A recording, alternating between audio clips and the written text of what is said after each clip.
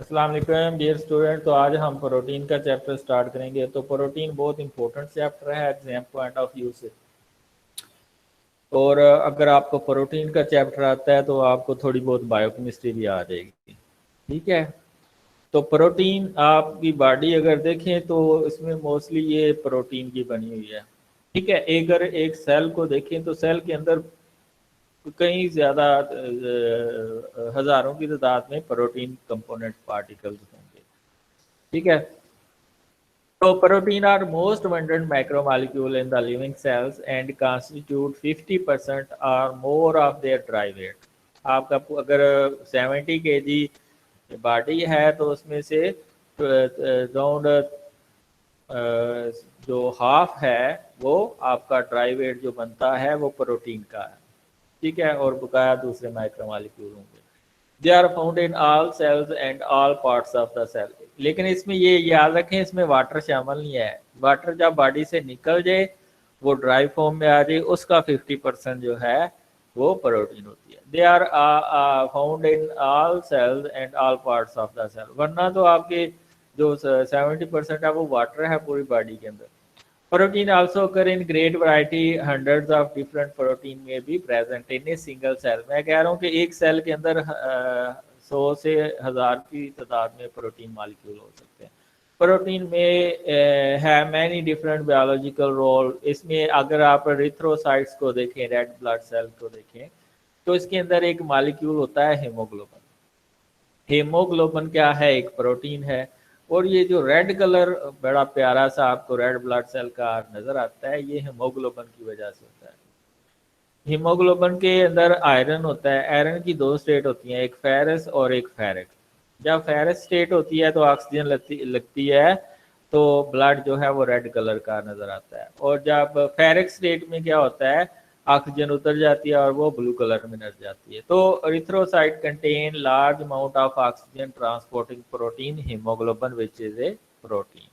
The protein keratin formed all vertebrate. ये जो keratin आपको नजर आ रहा है, ये आपके नेल्स जो हैं ये कैराटिन के हैं, एयर्स जो हैं ये कैराटिन के हैं। ठीक है। नेल्स, हेयर, स्केल्स, हॉर्न, वूल, नेल फीदर्स, ये सारे जो हैं कैराटिन प्रोटीन के बने हुए हैं। इसके अलावा हम आर्टिफिशियल एक स्वीटनर यूज करते हैं जो 2 अमीनो एसिड और एक मेथनॉल से मिलके बनता है, जिसको हम स्पार्टिन कहते हैं। ये आर्टिफिशियल स्वीटनर क्या करता है? पहली बात है स्वीट टेस्ट देता है चाय को, अगर आप चीनी नहीं यूज करना चाहते। तो ये अमीनो एसिड है, ये आर्टिफिशियल स्वीटनर और पेशेंट्स को देते हैं जिनको डायबिटीज मेलाइटिस होती है। जिनको क्या होती है? Diabetes mellitus. ठीक है। तो अस्पार्टिम ये एक आर्टिफिशियल स्वीटनर है। ये 3 चीज़ों से मिलकर बना होता है, अस्पार्टिक एसिड, फिनाइलएलानिन और मेथनॉल का जो एस्टर लगा होता है इस फिनाइलएलानिन के साथ। तो इसको हम क्या कह सकते हैं? L aspartyl L phenylalanine methyl ester. ये मेथनॉल जब इसके साथ एस्टर बॉन्ड बनाता है तो इसको मिथाइल एस्टर कहते हैं। ठीक है। तो एल क्यों लिखा आ रहा है? क्योंकि जब अमीनो एसिड जितने भी आपकी बॉडी के अंदर नजर आते हैं ये एल होते हैं। एल का मतलब जो अमीनो ग्रुप है वो हमेशा लेफ्ट साइड पे होता है। अमीनो ग्रुप हमेशा लेफ्ट साइड पे होगा। aspartame is marked as a sugar substitute under the trade name NutraSweet। ये जो आप मेडिकल स्टोर से लेते हैं। अब आ जाते हैं इसकी डेफिनेशन के ऊपर। The protein are the nitrogenous compound made up of variable number of amino acid residue joined to each other by peptide linkage। ठीक है।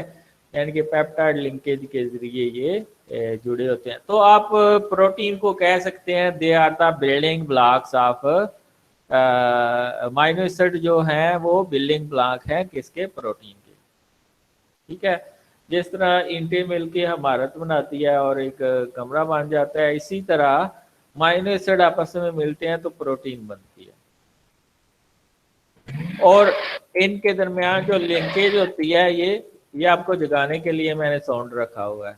अक्सर आप जब लेक्चर ले रहे होते हैं तो अलर्ट नहीं रहते, तो ये आवाज़ मैंने फिर लगाई है साथ। तो amino acid polymer are often differentiated according to their molecular weight or the number of amino acid residue they contain. ठीक है, तो जितने इसके अंदर माइनो एसिड ज्यादा होंगे प्रोटीन के अंदर उतना उसका मॉलिक्यूलर वेट ज्यादा होगा. तो molecular weight ranging from several thousand to several million daltons are called polypeptide. ठीक है, जब बहुत ज्यादा अमाइनो एसिड आ जाएंगे और उसका मॉलिक्यूलर वेट प्रोटीन का बढ़ जाएगा तो वो पहले पेप्टाइड बनाएगा, फिर और बढ़ेगा तो फिर पॉलीपेप्टाइड बन जाएगा. Those with low molecular weight typically consisting of fewer than 50 amino acid उनको हम पेप्टाइड कहते हैं, और 50 से अराउंड 1000 तक जो है वो पॉलीपेप्टाइड कहलाता है, और 1000 से जब ज़्यादा हो जाएंगे अमाइनो एसिड वो ट्रू प्रोटीन कहलाएगा. तो एनर्जी किलो कैलोरी के लिहाज से अगर आप देखें तो कार्बोहाइड्रेट 4.1 से 4.3, प्रोटीन 4.1 किलो कैलोरी पर ग्राम देती है, फैट जो है वो 9.1 से 9.3 किलो कैलोरी पर ग्राम देती है, अल्कोहल जो है मोस्टली एथेनॉल ये 7.1 किलो कैलोरी पर ग्राम एनर्जी देती है. ठीक है, तो ये कैलोरीज जो हैं ये यूनिट हैं किसके, एनर्जी के. तो एनर्जी के आपको पता है दो यूनिट है, कैलोरी है और दूसरा जूल है. कैलोरी क्या होता है, a calorie is equivalent to the amount of heat required to raise the temperature of 1 gram of water from 14.5 to 15.5 gram. यानी कि आपके पास 1 ग्राम वाटर है, उसका टेम्परेचर 14.5 से 15.5 तक बढ़ाने के लिए जितनी हीट चाहिए होगी वो 1 कैलोरी के इक्वल होगी. ठीक है, और किलो कैलोरी में आपको पता ही है 1000 कैलोरीज होती हैं. जूल क्या होता है, जूल हालांकि कैलोरी से जो है छोटा यूनिट है, तो जूल में ये वर्क की यूनिट है. तो आपके पास एक बॉडी है, ये लेट्स सपोज की एक बॉडी है, इसके ऊपर आप फोर्स लगाते हैं, वो 1 मीटर 1 न्यूटन की आप फोर्स लगाते हैं और वो 1 मीटर आगे जाती है, तो वो क्या कहलाती है, 1 जूल. ये आपके पास एक बॉडी है, ठीक है, उसके ऊपर आप 1 न्यूटन की फोर्स लगाते हैं, वो 1 मीटर आगे जाती है. ठीक है, तो वो किसके इक्वल होगी, 1 जूल के इक्वल होगी. ठीक है, यानी कि एक बॉडी है, अगर उसके ऊपर आप 1 न्यूटन की फोर्स अप्लाई करते हैं, वो 1 मीटर का डिस्टेंस ट्रेवल करती है, वो किसके इक्वल होगी, 1 जूल के इक्वल होगी. और किलो जूल में क्या होंगे, 1000 जूल. और 1 किलो कैलोरी में ये आपने याद रखना है, ये मोस्टली बाद MCQ में आ जाता है कि 1 किलो कैलोरी के अंदर कितने जूल होते हैं, 4.184 किलो जूल. ठीक है, और 1 कैलोरी के अंदर 4.184 जूल होंगे. ठीक है, किलो कैलोरीज के उसी लिहाज से बढ़ेंगे. अगला है हमारे पास नाइट्रोजनस बैलेंस. नाइट्रोजनस बैलेंस क्या होता है कि जितनी आप प्रोटीन खा रहे हैं डाइजेस्ट होके उतनी ही एक्सक्रीट आउट हो रही है in the form of urea. ठीक है, in the form of ammonia. ठीक है, in the form of sweat. ठीक है, और in the form of ammonia in faeces. ठीक है, यानी कि जितनी आप प्रोटीन ले रहे हैं उतनी ही एक्सक्रीट आउट हो रही है in the form of urine, sweat and faeces. ठीक है, तो इसको हम क्या कहते हैं, nitrogenous balance. Nitrogenous balance occur when the amount of nitrogen consumed equal that of nitrogen excreted in urine, sweat और फीसेस. स्वेट के अंदर भी ये जो है होती है नाइट्रोजन सोर्स. ठीक है, यूरिन के अंदर जो है मोस्टली ये होता है यूरिया होता है, फीसेस के अंदर अमोनिया होता है, प्लस थोड़े से दूसरे नाइट्रोजनस मटेरियल होते हैं. Mostly healthy adult are normally in nitrogenous balance. यानी कि जो अडल्ट बॉडी है वो नाइट्रोजनस बैलेंस में होती है, जितनी प्रोटीन ले रहे होते हैं उतनी ही एक्सक्रीट आउट हो रही है आफ्टर परफॉर्मिंग देयर फंक्शन. और पॉजिटिव नाइट्रोजनस बैलेंस क्या होता है कि आप प्रोटीन ज्यादा ले रहे हैं लेकिन एक्सक्रीट कम कर रहे हैं. प्रोटीन ज्यादा ले रहे हैं लेकिन एक्सक्रीट कम कर रहे हैं, वो होगा positive nitrogenous balance. Positive nitrogenous balance occur when intake exceeds from nitrogen excretion. तो ये कब होता है? जब बॉडी ग्रो कर रही होती है, from neonatal age to pubertal age तक जब आ रही होती है, ग्रो कर रही होती है, तो प्रोटीन की रिक्वायरमेंट बहुत ज़्यादा बढ़ जाती है। ठीक है, तो तब बॉडी पॉजिटिव नाइट्रोजनस बैलेंस में होगी, यानी कि चिल्ड्रन के अंदर body positive nitrogenous balance. Pregnancy में प्रोटीन की ज़्यादा रिक्वायरमेंट होती है, क्योंकि दो चीज़ें जानने पनप रही होती हैं, तो ये भी पॉजिटिव नाइट्रोजनस बैलेंस है। ड्यूरिंग रिकवरी फ्रॉम एनिमिशिएशन इलनेस, ठीक है, बॉडी लीन हो गई है, ठीक है, कमज़ोर हो गई है, उससे जब बॉडी रिकवर कर रही होगी तो उसको भी हम पॉजिटिव नाइट्रोजनस बैलेंस कहेंगे। मसलन क्वाशियाकोर और मरासमस दो डिजीजेज हैं जिसमें प्रोटीन लॉस हो जाती है, या प्रोटीन डाइट में नहीं ले रहे, या उसको कोई चीज़ नहीं मिल रही खाने के लिए, तो उससे जब क्योर करती है बॉडी, तो अभी ये जो है बॉडी पॉजिटिव नाइट्रोजनस बैलेंस में होगी। नेगेटिव नाइट्रोजनस बैलेंस क्या है कि अगर लॉसेस ज़्यादा हैं गेन से, तो ये नेगेटिव नाइट्रोजनस बैलेंस है। Negative nitrogenous balance occur when nitrogen losses are greater than nitrogen intake. It associated with the inadequate dietary protein. अगर आप प्रोटीन कम खा रहे हैं तो तब ये होगा, कम ले रहे हैं तो इसका मतलब है वो जो नाइट्रोजन है वो ज़्यादा लॉस हो रही है, लेकिन ले आप कम रहे हैं। Lake of essential amino acid, आप एसेंशियल अमाइनो एसिड नहीं ले रहे डाइट में, तब भी एक्सीट ज़्यादा हो रही है। Dealing a physiological stress such as, trauma में प्रोटीन मेटाबॉलिज्म बहुत ज़्यादा बढ़ जाती है। बर्थ में जो डी नेचर प्रोटीन है वो सारी खत्म हो जाती है जल्दी से। इलनेस में प्रोटीन मेटाबॉलिज्म बढ़ जाती है। सर्जरी में जो कटे हुए प्रोटीन के पार्ट्स हैं वो जल्दी से रिमूव हो जाते हैं। तो इन केसेस में प्रोटीन के लॉसेस ज़्यादा होते हैं एज कंपेयर टू इनटेक। तो मेजर जो नाइट्रोजनस एक्सक्रीटरी प्रोडक्ट्स कौन कौन से हैं? यूरिया है, क्रिएटिनिन है, यूरिक एसिड है, अमोनिया है, ठीक है। तो अगर आप प्रोटीन की कंपोजिशन को देखें, ये जो आपको पता है, ये जो यूरिया है ये हमारे लिवर के अंदर थ्रू यूरिया साइकिल प्रोड्यूस होता है, और इसी सबसे ज्यादा बनने वाला नाइट्रोजनस मटेरियल है एनिमल बॉडी के अंदर, ठीक है। फिशेज के अंदर अमोनिया होता है, और जो दूसरे रेप्टाइल के अंदर होता है वो यूरिक एसिड वगैरह। तो यूरिया, क्रिएटिनिन, सॉरी, ये यूरिक एसिड जो बनता है ये न्यूक्लियोटाइड की मेटाबॉलिज्म से बनता है, ये प्रोटीन मेटाबॉलिज्म से नहीं बनता। ये न्यूक्लियोटाइड की अमोनिया जो है ये बैक्टीरिया स्मॉल इंटेस्टाइन के और किडनी में थोड़ा सा बनता है और वो रिलीज होता है। अच्छा, अगर आप प्रोटीन की कंपोजिशन को देखें तो सबसे ज़्यादा प्रोटीन के अंदर कार्बन होता है 50 to 55%, हाइड्रोजन 6 to 8% होती है, ऑक्सीजन से 20 to 23%, नाइट्रोजन 15 to 80% और सल्फर 0 to 4%। नाइट्रोजन फैक्टर होता है कि अगर आपके पास 100 ग्राम की प्रोटीन है तो उसमें 16 ग्राम नाइट्रोजन होगी, तो नाइट्रोजनस फैक्टर्स क्या आएगा? 100/16 इज इक्वल टू 6.25।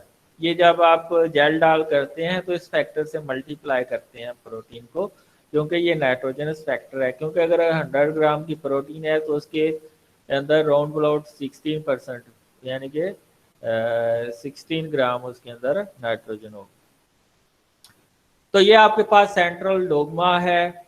डीएनए से डीएनए का सिंथेसाइज होना ये रेप्लिकेशन है, और डीएनए से आरएनए का सिंथेसाइज होना ये ट्रांसक्रिप्शन है, और आरएनए से प्रोटीन का, मैसेंजर आरएनए से प्रोटीन का सिंथेसाइज होना ये ट्रांसलेशन है। यहाँ पे अगर RNA as a genetic material होगा, जैसे कि कुछ वायरसेस में होता है, तो एक और प्रोसेस होता है, आरएनए पहले डीएनए में कन्वर्ट होता है थ्रू रिवर्स ट्रांसक्रिप्शन, ठीक है। तो वो डीएनए में कन्वर्ट होता है, फिर डीएनए मैसेंजर आरएनए बनाता है, फिर उससे प्रोटीन बनती है। तो अगर जेनेटिक मटेरियल आरएनए है तो उसमें 2R और 2T आ जाएंगी। 2R और 2T का मतलब क्या है? रिवर्स ट्रांसक्रिप्शन एंड रेप्लिकेशन, और 2T का मतलब है ट्रांसक्रिप्शन और ट्रांसलेशन। ठीक है। अगर जेनेटिक मटेरियल आरएनए है तो रिवर्स ट्रांसक्रिप्शन होगी, आरएनए से डीएनए बनेगा, फिर डीएनए से डीएनए बनेगा, फिर डीएनए से आरएनए बनेगा और आरएनए से प्रोटीन बनेगी। तो इसमें रेप्लिकेशन, रिवर्स ट्रांसक्रिप्शन ये दो हैं, और ट्रांसक्रिप्शन और ट्रांसलेशन ये दो हैं। हमें एक छोटा सा क्वेश्चन आया था, what is the meaning of, जब मैं एरड में था तो मैडम अजरा खानम हमारी जो टीचर थी बायोकेमिस्ट्री की, बड़ी अच्छी टीचर थी, तो उन्होंने हमें पढ़ाया था कि 2R और 2T का मतलब क्या है। तो 2R का मतलब है रेप्लिकेशन और रिवर्स ट्रांसक्रिप्शन, और 2T का मतलब है ट्रांसक्रिप्शन और ट्रांसलेशन। ये सेंट्रल डोगमा ऑफ जो वायरल आरएनए जो के रेट्रोवायरसेस होते हैं उनके अंदर ये एरे होता है। अब प्रोटीन क्या होती है? प्रोटीन 22 अमीनो एसिड की बनी होती है, ठीक है। और 22 अमीनो एसिड को हम बिल्डिंग ब्लॉक्स ऑफ प्रोटीन भी कहते हैं। इसमें alpha amino acid consist of a central carbon atom called the alpha carbon link to the amino group, a carboxylic group and hydrogen atom and distinctive R group. ठीक है। तो अगर आप amino acid के स्ट्रक्चर को देखें तो एक हम अभी एक बोर्ड के जरिए आपको समझाते हैं, व्हाइट बोर्ड के जरिए, तो और ज़्यादा आपको क्लियर हो जाएगा।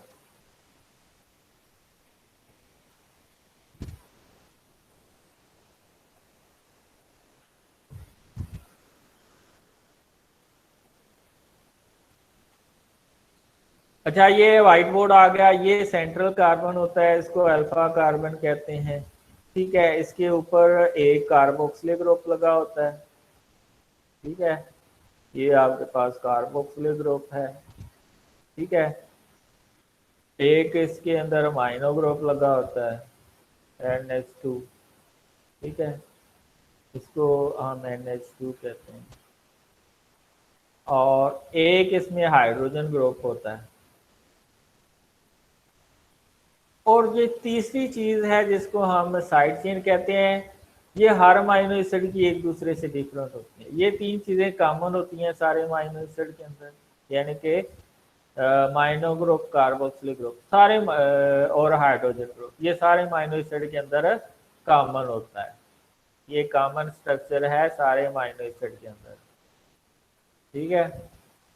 ये क्या है? कॉमन स्ट्रक्चर है सारे अमीनो एसिड के। ये तीन ग्रुप कॉमन है, कार्बोक्सिलिक एंड अमीनो ग्रुप और हाइड्रोजन, ठीक है। और ये है साइड चेन। अब इस साइड चेन के चेंज होने से अमीनो एसिड चेंज हो जाता है। मसलन अगर आप ग्लाइसिन को देखें तो उसमें हाइड्रोजन है, एलानिन को देखें तो उसमें मिथाइल ग्रुप होता है साइड चेन की जगह, ठीक है। और अगर सीरीन अमीनो एसिड को देखें तो उसमें CH2 OH ग्रुप लगा होता है, ठीक है, साइड चेन के ऊपर। तो अगर आप साइड चेन चेंज करते हैं तो अमीनो एसिड का नेम चेंज हो जाएगा, ठीक है। मसलन स्पार्टिक एसिड है तो उसकी साइड चेन पे क्या होगा? CH2, आगे इसके ऊपर कार्बोक्सिलिक ग्रुप लगा होता है। जो एसिडिक अमीनो एसिड होते हैं उनमें एक्स्ट्रा कार्बोक्सिलिक ग्रुप लगा होता है। तो जो स्पार्टिक एसिड है उसकी साइड में चेन में CH2 ये ग्रुप लगा होगा, CH2COOH यहाँ पे R की जगह। तो ये आप R के अंदर अगर चेंजेस लेके आते हैं तो एक अमीनो एसिड दूसरे अमीनो एसिड में चेंज हो जाएगा। एक अमीनो एसिड आपका दूसरे अमीनो एसिड के अंदर चेंज हो जाएगा। तो ये आपके पास अमीनो एसिड का स्ट्रक्चर है। तो जो बॉडी के अंदर अमीनो एसिड होते हैं ये सारे, ये इसकी अमीनो एसिड की आइसोमरिज्म है।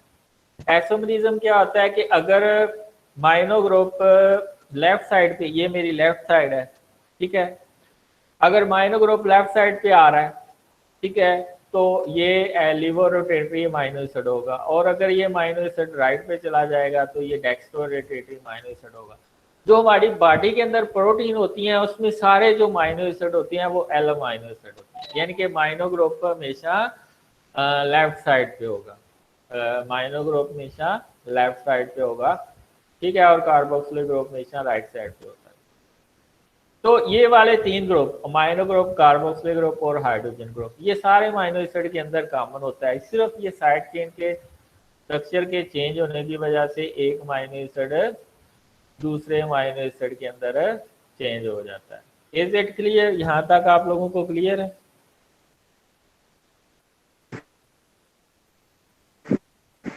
Yes sir. चलें जी, अब आगे चलते हैं।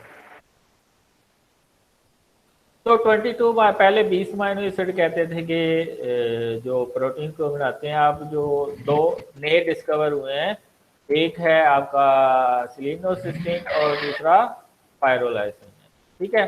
तो ये अमाइनो एसिड आपस में जो लिंक होते हैं वो पेप्टाइड बॉन्ड के जरिए लिंक होते हैं, ठीक है। ये अमाइनो एसिड किसके जरिए लिंक होते हैं एक दूसरे में? ये पेप्टाइड बॉन्ड के जरिए लिंक होते हैं। किस के जरिए लिंक होते हैं? पेप्टाइड बॉन्ड के जरिए ये लिंक होते हैं। पेप्टाइड बॉन्ड कैसे बनता है? एक अमाइनो एसिड का आपके पास आता है क्या? अमाइनो ग्रुप, और दूसरे का कार्बोक्सिलिक ग्रुप आता है। अब इसको थोड़ा सा मिटा लेते हैं ताकि आपको मैं पेप्टाइड बॉन्ड का स्ट्रक्चर भी बता सकूं। असल में ये रेजर बहुत ज़्यादा स्लो है इधर का, सारा काम बन जाएगा हमारा। इधर एक छोटा सा हम अमाइनो एसिड बनाते हैं। ये इसका अमाइनो ग्रुप है NH2।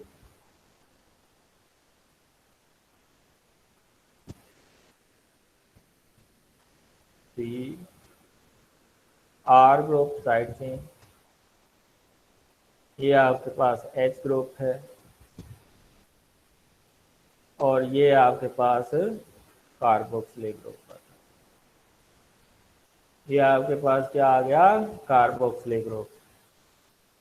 अब दूसरा अमाइनो एसिड कोई लेट्स सपोज के ये आपके पास है एलानिन, ठीक है, और ये वाला अमाइनो एसिड आपके पास है सीरीन। सीरीन में क्या होगा? CH2, हम कलर कोई दूसरा लगा रहे हैं, CH2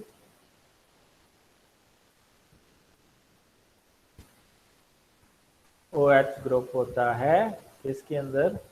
ये आपके पास सीरीन अमाइनो एसिड है, ठीक है। ये आपके पास क्या है? सीरीन अमाइनो एसिड, और इसका लिंक बनता है जाके लेट्स सपोज के एलानिन अमाइनो एसिड, ठीक है। तो एलानिन के ऊपर क्या होता है? साइड चेन पे CH3 होता है, एक आपके पास कार्बोक्सिलिक ग्रुप होता है, और दूसरी साइड पे लेफ्ट साइड पे हमेशा अमाइनो ग्रुप होता है। तो ये अमाइनो ग्रुप है ऐसे आ जाएगा NH2।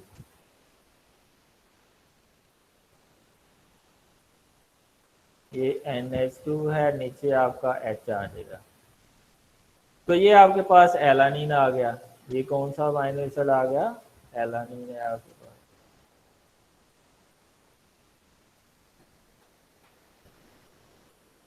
अब इन दोनों के दरमियान जो बॉन्ड बनता है वो पेप्टाइड बॉन्ड बनेगा, है। तो होता क्या है? इधर से हाइड्रोक्सिल ग्रुप और इधर से एक हाइड्रोजन ग्रुप आपस में मिलते हैं, ये वाटर की फॉर्म में रिलीज होते हैं, ठीक है। ये किस फॉर्म में रिलीज होते हैं? वाटर की फॉर्म में ये रिलीज होते हैं, और इनके दरमियान जो पेप्टाइड बॉन्ड बनता है वो, उसको हम बॉन्ड को क्या कहते हैं? पेप्टाइड बॉन्ड कहते हैं। तो इसमें ये हाइड्रोक्सिल ग्रुप निकल जाता है, ठीक है, और इधर से एक हाइड्रोजन ग्रुप निकल जाएगा, एक हाइड्रोजन रह जाएगा, और एक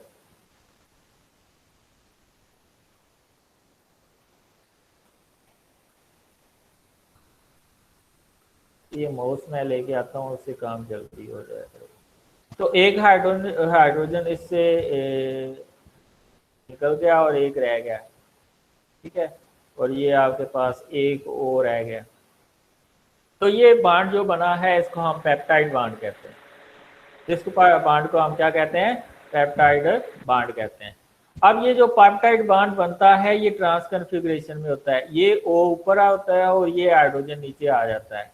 ये कुछ इस तरह होता है। ये O जो है ये ट्रांस कन्फिग्रेशन में होगा, यानी कि हाइड्रोजन नीचे और कार्बोनाइल ग्रुप ऊपर होगा, ये डबल बॉन्ड ऊपर। तो ये पेप्टाइड बॉन्ड जो है ये क्वाइट स्ट्रांग बॉन्ड होता है। ये स्ट्रांग बॉन्ड क्यों होता है? क्योंकि ये ट्रांस कन्फिग्रेशन में होता है। ये जो डबल बॉन्ड हो है वो ऊपर और हाइड्रोजन नीचे आ जाता है। और ये इतना स्ट्रांग क्यों है? क्योंकि इसमें रेजोनेटिंग स्ट्रक्चर होता है। ये डबल बॉन्ड कभी इधर आता है, कभी इधर, कभी इधर। जिस तरह बेंजीन के अंदर इलेक्ट्रॉन रेजोनेट करते रहते हैं, ये भी इलेक्ट्रॉन कभी ये जो है ना ठहरता ही नहीं किसी जगह, अब आ रहा है ये इलेक्ट्रॉन, कभी इधर आ जाएगा, कभी इधर आ जाएगा, कभी इधर आ जाएगा, कभी इधर आ जाएगा, कभी इधर आ जाएगा, कभी आ जाएगा। तो इसलिए ये जो पेप्टाइड बॉन्ड है ये जो है इसमें रेजोनेटिंग स्ट्रक्चर होता है इलेक्ट्रॉन का, तो इसलिए ये ज्यादा स्ट्रांग बॉन्ड है। दूसरा इसमें ट्रांस कन्फिग्रेशन होती है। ट्रांस का मतलब है अगर हाइड्रोजन नीचे है तो कार्बोनाइल ग्रुप ऊपर होगा, अगर हाइड्रोजन नीचे है तो कार्बोनाइल ग्रुप ऊपर होगा। और दूसरा इसमें रेजोनेटिंग स्ट्रक्चर की वजह से ये स्टेबल बॉन्ड होगा। तो ये जो बॉन्ड है पेप्टाइड बॉन्ड ये क्वाइट स्टेबल बॉन्ड होता है, जो कि कार्बोक्सिलिक ग्रुप और माइनो ग्रुप के दरमियान बनता है। माइनो ग्रुप से हाइड्रोजन निकलता है और कार्बोक्सिलिक ग्रुप से हाइड्रोक्सो ग्रुप निकलता है, और माइड बॉन्ड भी कहते हैं और इसको पेप्टाइड बॉन्ड भी कहते हैं।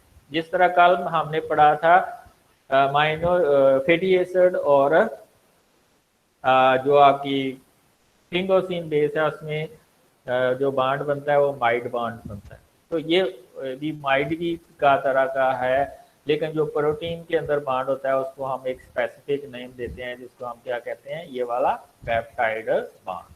ठीक है, इसको हम क्या कहते हैं, पेप्टाइड बॉन्ड। इस तरह का ये अगर दो अमीनो एसिड आपस में मिलेंगे उनके दरमियान एक पेप्टाइड बॉन्ड होगा, और अगर एक और अमीनो एसिड लग गया है तो उसके अंदर डाइपेप्टाइड होगा। फिर चार हो गए तो उसके अंदर ट्राइपेप्टाइड होगा। ठीक है, तो इसी तरह बहुत से अमीनो एसिड आपस में मिलते जाएंगे और जो चेन है वो बढ़ती जाएगी। जब ट्रांसलेशन होती है तो ये जो आपका मैसेंजर आरएनए है वो राइबोसोम के ऊपर प्रोटीन बनाता है, तो ये ऐसी ही पेप्टाइड बॉन्ड बनती है। पेप्टाइड बॉन्ड बनते जाते हैं, पेप्टाइड बॉन्ड बनते जाते हैं और वो आगे जाते जाते हैं।